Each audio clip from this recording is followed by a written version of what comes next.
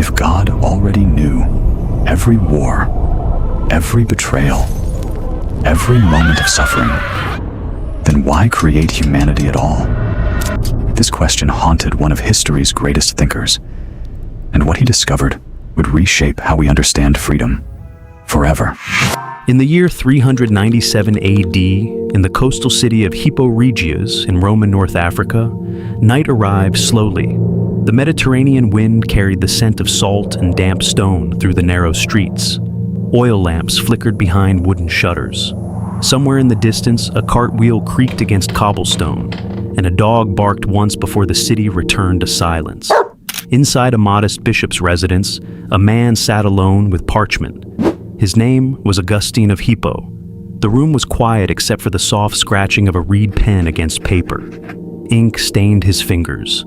A single lamp burned beside him, throwing long shadows against the walls, where shelves of scrolls leaned like tired soldiers. Outside, the Roman Empire trembled under political decay, rebellions, and creeping uncertainty. Armies shifted, borders collapsed. But Augustine's war was not political. It was philosophical. On the parchment before him was a question so unsettling that it had begun to haunt the foundations of Christian thought.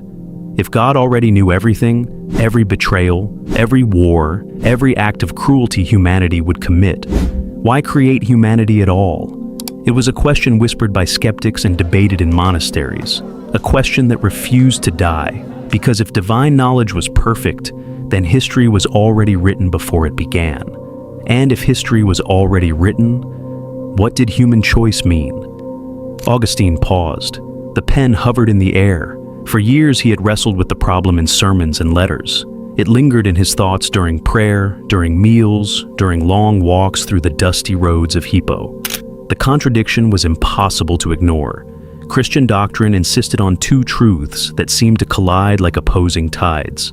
God was omniscient, knowing past, present, and future in perfect clarity. And yet humanity was free to love, free to betray, free to destroy itself. But if God knew in advance that humanity would fall into sin, rebellion, and suffering, then creation itself looked almost reckless. Why begin a story already destined for tragedy? This was not merely an abstract puzzle. It struck at the heart of faith itself, because the Roman world had seen too much suffering to ignore the implications. Cities burned, plagues swept through populations, empires collapsed. If God knew all of this beforehand, then creation was not an accident. It was intentional, and that made the question far more unsettling. Augustine leaned back in his chair. Outside, clouds drifted across the moon. He had not always been a bishop, nor a defender of Christian theology. In his youth, he had lived restlessly, searching through philosophies, chasing ambition, wrestling with doubt.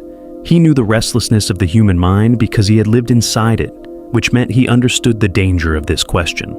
If people believed the future was predetermined, then morality could collapse into fatalism. Why resist evil if the outcome was already known? Why struggle at all? And yet, Augustine sensed something deeper hidden inside the paradox. Perhaps the mistake was imagining God's knowledge the same way humans experience knowledge. Human beings lived inside time, past behind them, future ahead of them, choices unfolding moment by moment like pages turning in a book. But God, Augustine proposed, might not read the book the same way. God did not wait for tomorrow to arrive. God saw the entire story at once, like a reader standing outside the pages. From that vantage point, divine foreknowledge did not cause human actions. It simply observed them. The difference was subtle, but it changed everything. A teacher watching a student fail an exam does not cause the failure simply by knowing it will happen. Knowledge does not equal control. Augustine dipped his pen again into the ink. Slowly, deliberately, he began to write.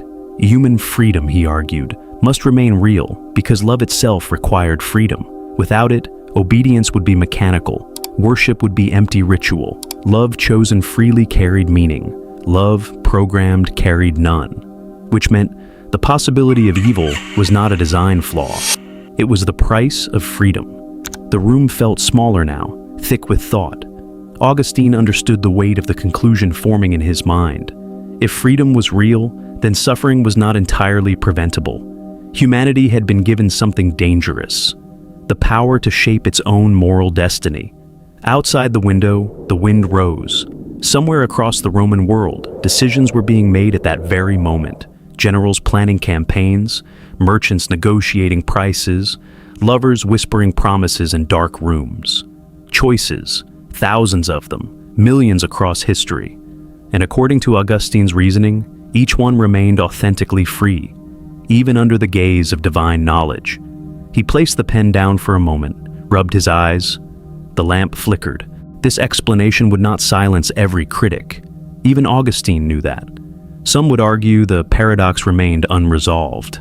If God foresaw humanity's fall, then creation still involved enormous risk. But perhaps that was the deeper truth hiding beneath the debate. Creation was not safe. It was bold. A universe filled with conscious beings capable of love, loyalty, courage, and betrayal. Angels had already fallen once, according to Christian tradition. Celestial beings created in perfection had still chosen rebellion. Freedom had existed even in heaven. So perhaps humanity's story was not an anomaly. Perhaps it was part of a larger cosmic pattern. Augustine returned to the parchment. The scratching of the pen resumed. His words would travel across centuries, shaping theology, influencing philosophers, guiding debates that would outlive empires. But on this quiet night in Hippo, the work felt smaller. Just one man, one lamp, one question. Why would a God who knows everything create beings capable of ruining everything? The answer Augustine began to sketch was unsettling in its own way. Because a world without freedom might be orderly, but it would not be alive. Outside, dawn slowly approached the horizon, pale light touching the sea. The city stirred awake, and the question Augustine wrestled with would echo through centuries of theology, philosophy, and doubt. Not because it had been solved completely, but because it revealed something fragile about existence itself. Perhaps the Creator knew the cost of freedom from the very beginning, and created humanity anyway, as if the possibility of love was worth the certainty of risk. But what kind of world would make that risk necessary?